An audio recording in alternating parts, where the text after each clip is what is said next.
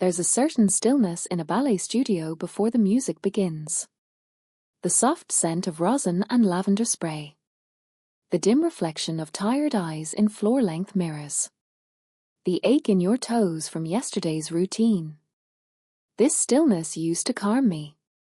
But lately, even my breath feels like it doesn't belong to me. My name is Elena Morin. I'm 33. A ballet teacher. A woman who believed in discipline, grace, and loyalty. Until I discovered that even the most graceful fall can begin with the people you trust most. And for me, it began with her. Sophia. Our babysitter. 25. Bright, helpful, full of praise. My daughter adored her. My husband said she was your godsend. At first, I agreed. After all, how do you suspect the girl folding your baby's onuses is folding herself into your marriage? It started small. Forgotten glances between them. Inside jokes I didn't understand. One night, I came home early from a parent-teacher meeting to find them laughing on the couch, too close. Her hand brushed his knee. He didn't flinch. I brushed it off. Told myself I was tired. Jealous, even. How pathetic is that? A grown woman jealous of a nanny? But ballet taught me to notice details. Micro-movements. Subtle shifts in rhythm. And something was out of sync. So I started watching. Not as a wife, but as a choreographer studying a floored routine. What I saw broke me. What I began to suspect made me someone I didn't recognize. But I wasn't ready to confront it. Not yet. Because if there's one thing I've learned in all my years of dancing, it's that the fall is never sudden. It's rehearsed. Hidden in repetition. Perfected in silence. And I was about to fall harder than ever before. You know how you look back at a moment, and suddenly everything makes sense? That night, I remembered the way she used to smile at him. Not the kind of smile you give your boss when he walks in. Not the "hi, how was your day" kind.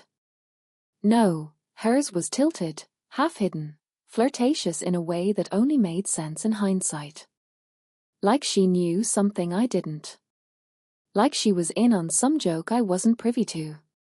And him? He never pulled away. In the beginning, I thought it was my own insecurity. I chalked it up to exhaustion. After all, what right did I have to be jealous? I was the one who hired her, Maya, with her quiet voice and soft hands and those ridiculous braids she always wore like a schoolgirl. She was just a girl. I was a woman. I had a life, a career, a child. But slowly, I started noticing things I couldn't unsee. The way she'd stay a little longer in the kitchen after I left for my evening classes. The way his voice would change, get softer, when he talked to her. The way she laughed too hard at his dry, half-funny jokes. Then there were the silences. Silences when I entered a room too quickly. Silences when I returned home unexpectedly. Silences that clung to the walls like mold. Unspoken, but spreading. And yet, I kept doubting myself. Because that's what we do, isn't it? We doubt ourselves before we doubt them. I remember one evening, I'd come home early because a student twisted her ankle in class. The house was quiet. Too quiet. I walked in, expecting to hear Meyer humming while folding laundry, or my husband rustling through the fridge. Instead, I heard whispers. Not words, just voices. Close. Too close. I stepped into the hallway, and they were standing by the nursery door, too close, his hand resting on the wall above her head. She saw me first. And the way she stepped back? The way her face flushed. It said more than any confession ever could. He turned, startled. Forced a smile. "Eleanor, you're home early." I didn't say anything. I just walked past them. My chest was tight, my legs heavy. I felt like I was wading through cement. I told myself I was imagining things. I told myself a lot of lies before I stopped letting them win. That was the night I started watching more closely. Not because I wanted to catch them, but because, deep down, I already had.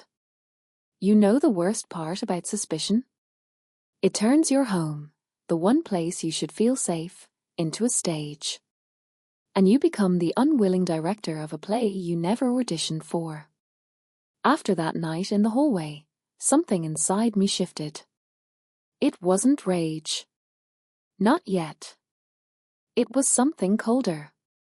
More calculating. I stopped asking questions. Stopped pushing. Stopped giving them anything to react to. Instead, I started watching. I rearranged my ballet schedule. Swapped late classes for early ones.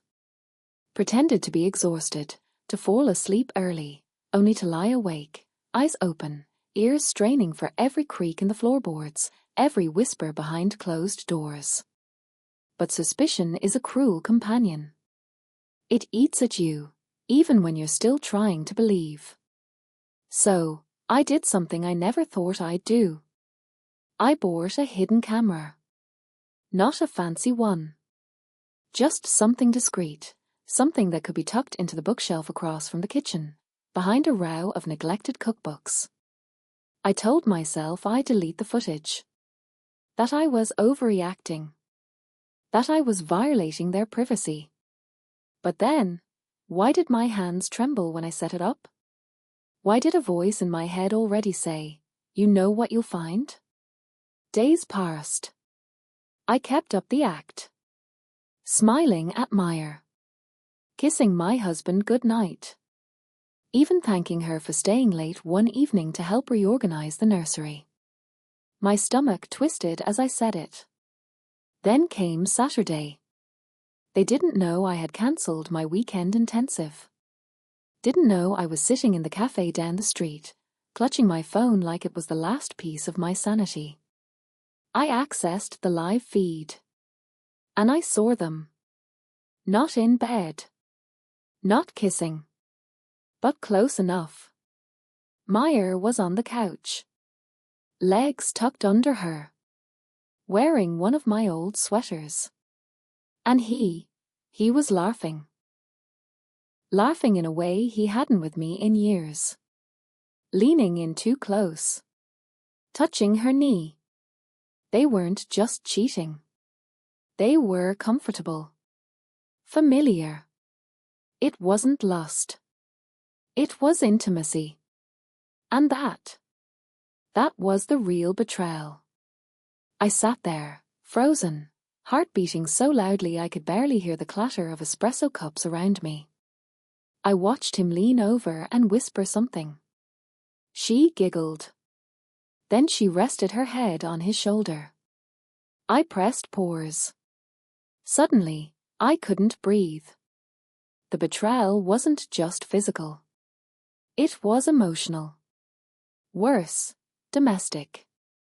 She had become part of the home I built. And I couldn't let that stand.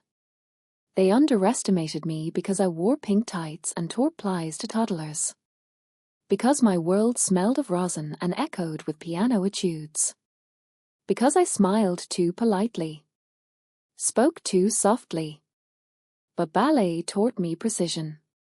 Control. And most of all, timing. I didn't confront them that night. Or the next. Or even the week after.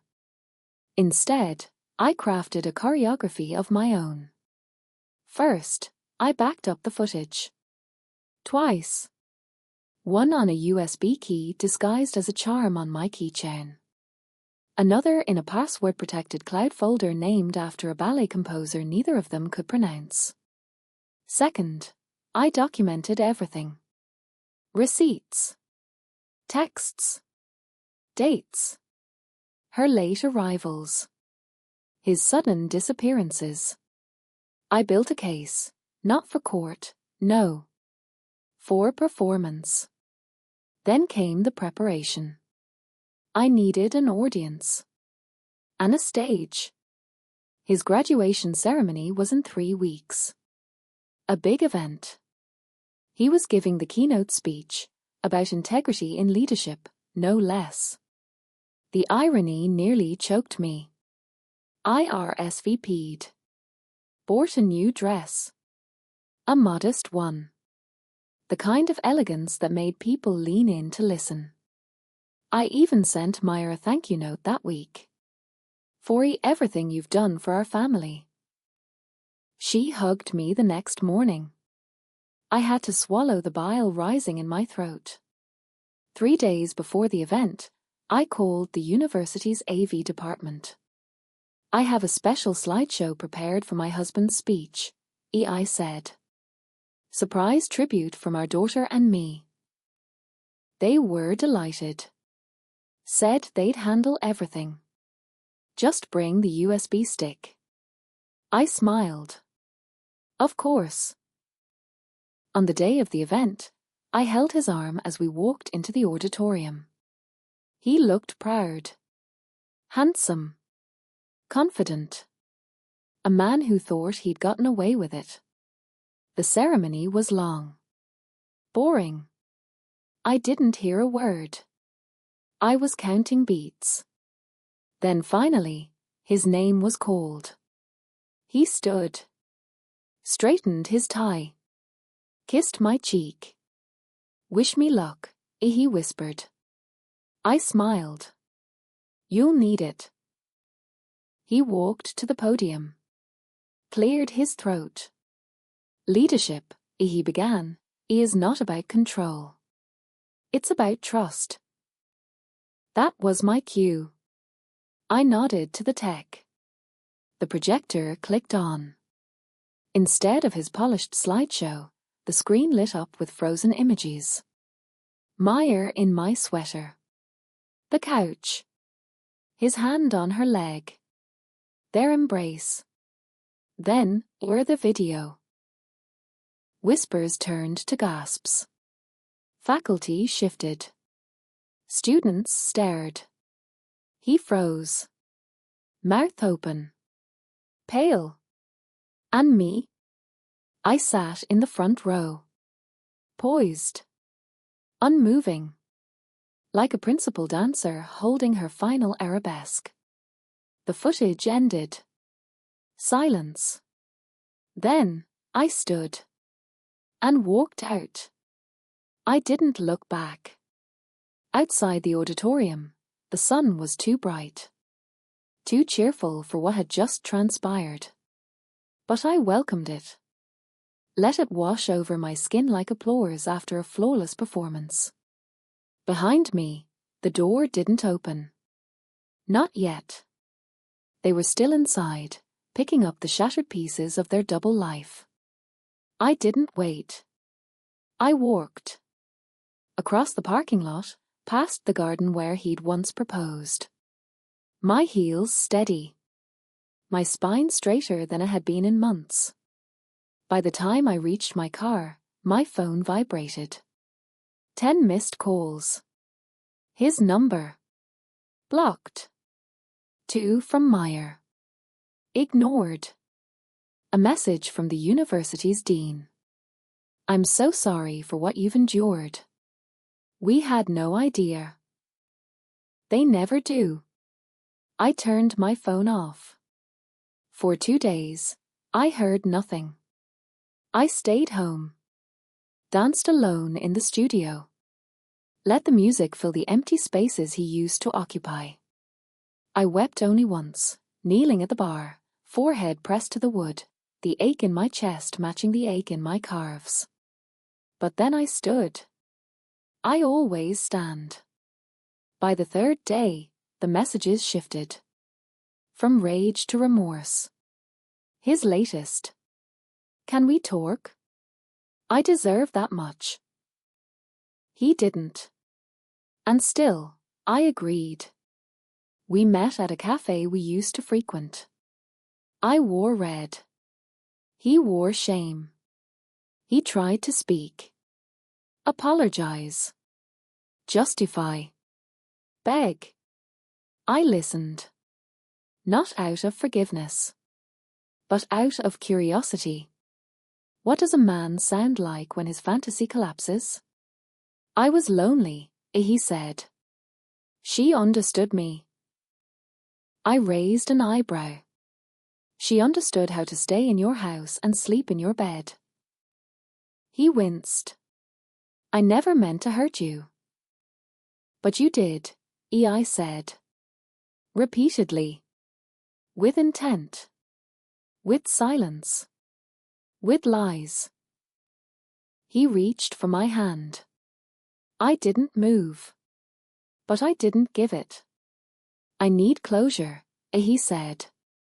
You had closure, I replied. You zipped it up after every visit to her apartment. He sank back into his seat. I lost everything. I stood. No, I said. I lost everything. My peace. My home. My faith in the man I loved. You lost the privilege of standing beside me. Then I walked away. Exit. Stage left. Back home, I printed the paperwork. Divorce. Immediate. The next week, I changed the locks. Changed my name back. Changed my rhythm. At the studio, the girls asked, where's Mr. Julian? I smiled. He's not part of the story anymore. They didn't need more. Children are wise in their own way. As for Meyer, she disappeared. Moved cities, from what I heard. Started over. Good for her. I hope the weight of my silence keeps her awake at night. Because some betrayals deserve no encore. And some women. We rewrite the stage. And we never audition for the same part twice. The studio smelled like rosin and lavender. My sanctuary. My battlefield. My mirror. I repainted the walls. Soft grey with golden light. Hung new photos, not of us, but of me. Photos of girls mid-leap. Arms reaching. Eyes forward. Photos of women who never looked back. I opened a second class. Then a third. Teen classes. Adult classes. Private lessons for women rediscovering their bodies after heartbreak, motherhood, or silence. I called it the solo act. Enrollment soared. Not because I was a brilliant businesswoman, but because I taught from pain, and they felt it. There's something magnetic about a woman who's walked through fire barefoot and kept her grace. The local paper wrote a feature. From ruins to rhythm, how one ballet teacher built her life again. They called me an inspiration. Funny. They didn't see the nights I curled into bed with nothing but a heating pad and a glass of wine. They didn't see the mornings I had to talk myself into standing up. They didn't hear the old voice in my head whisper, "You weren't enough. That's why he left." But that voice grew quieter. Because louder were the girls in my studio yelling, "A Miss Eleanor! Look at this turn!" Louder were the mothers saying, "Is she finally smiles again in your class?" Louder was the music. Music I chose. One evening, after class, I found a note on the mirror. In crayon, of course. I want to be like you when I grow up. Strong and sparkly. I laughed, then cried, then danced. Not for them. Not for him. For me. I built a life that didn't require someone else's permission. Didn't hinge on someone else's promise. Didn't fall apart when someone else lied. I was the stage. The spotlight. The dancer. Every pirouette was proof I could keep moving even when the world spun around me. Sometimes women don't rise in public. Sometimes we rise in silence, behind closed doors, inside dim studios, wearing leotards stained with memory and courage. Sometimes we don't roar back. We just don't fall. That's enough. That's everything. Now, when they ask me about what happened, I smile and say, he made his choice. And so did I. Mine was just better choreographed. It arrived in a crisp white envelope, slipped under my studio door like a secret waiting to be found. The letterhead read, The National Dance Guild. Annual Legacy Honors. Nomination Notification. I froze. My name. In bold. Nominated for artistic resilience and contribution to female empowerment in dance. I read the paragraph 3 times, certain they'd made a mistake. They hadn't. Apparently, one of my students had written an essay. About my story. About me. About how I turned my pain into a platform for others. She'd submitted it. Without telling me. My hand trembled as I folded the letter. Not from fear. Not from pride. From choice. I could accept. Walk the stage. Applause. Spotlight. Cameras. My ex-husband would see it. His father. Her. They'd see what I'd become. But would that make me whole? I stared at the mirror across the studio. In it, I didn't see a survivor. Or a symbol. I saw a woman with scars. But standing. The award night came. I didn't go. Instead, I held an open night at the studio, not for the press, not for a crowd. For my girls. We danced barefoot. Laughed. Shared cookies and fizzy drinks. Someone played a violin cover of a Rise Up from a portable speaker.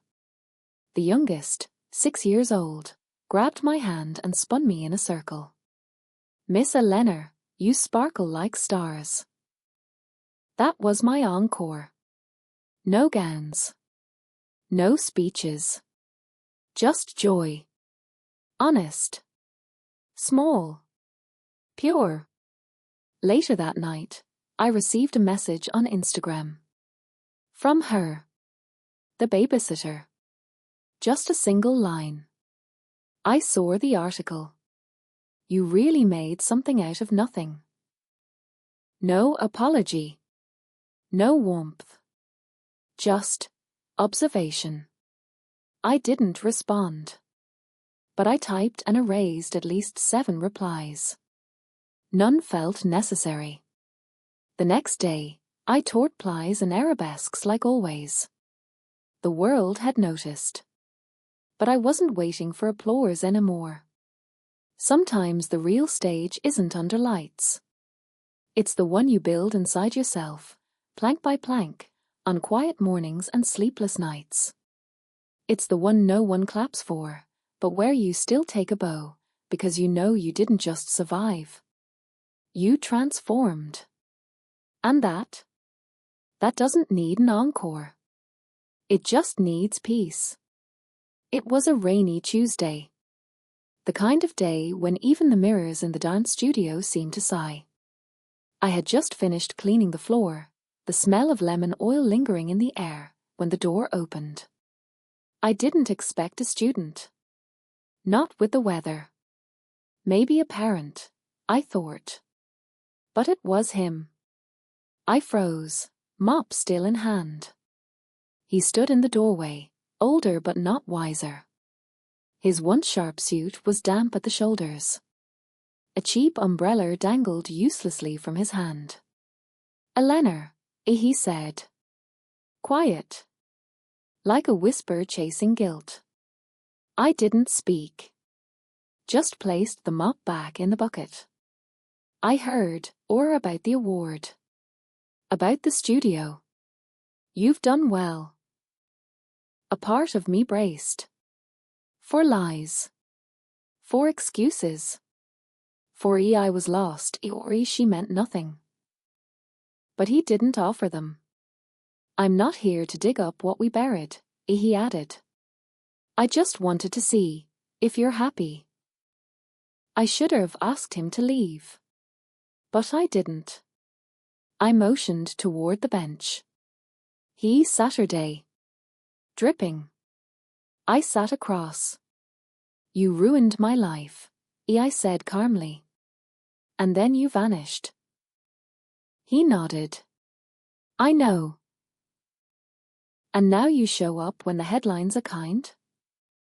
He hesitated. "I'm not here for redemption." "Then why?" A pause. "She left me," he admitted. "The babysitter." I didn't flinch. She stole from me. Lied. Got caught in another affair. Turns out betrayal doesn't stop at one victim. There it was. The cycle. "Ironic," I said. She said. I deserved it. I couldn't disagree. "You do," I said plainly. He looked at the floor. "I miss dancing," he added quietly. "I miss watching you dance." That stopped me. For a second, I saw the version of him that once clapped for me in the wings. But that man was a ghost. And ghosts don't belong in studios built on healing. "I don't dance for you anymore," I replied. "I dance for me. And for every girl who walks in afraid to speak too loudly." He nodded. "Far." He stood. "Goodbye, Eleanor." "Goodbye," I echoed. As he reached the door, he turned once more. "You know, I never understood you." "I know," I said. "That's why you lost me." When he left, I didn't cry. Didn't tremble. Didn't even sigh. I simply walked to the stereo. Pressed play. The notes of a new piece filled the room. Something strong, something strange, something mine. I moved with it. No audience. No approval. Just me. And it was enough. The studio wasn't just a room anymore. It was a sanctuary, built from grief, betrayal, and quiet resilience. It started with one girl, Layla, too timid to look me in the eye, yet her feet carried sorrow like poetry. I didn't ask questions. I just played music and let her move. More followed. Girls. Women. Each carrying something unspoken. They didn't come to dance. They came to feel again. And I let them. They filled the room with trembling pirouettes and soft tears. Not one word spoken. Yet I heard everything. One day, a note appeared on the door. "Thank you for creating a space where broken doesn't mean done." I cried reading it.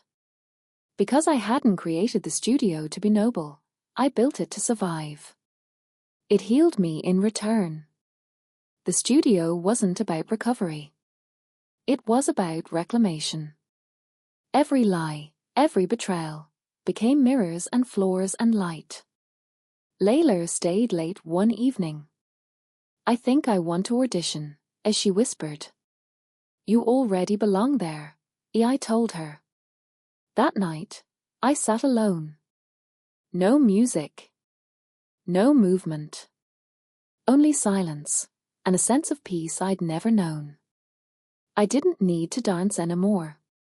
I had already become the story I once tried to perform. Not a victim. A woman reborn in her own rhythm.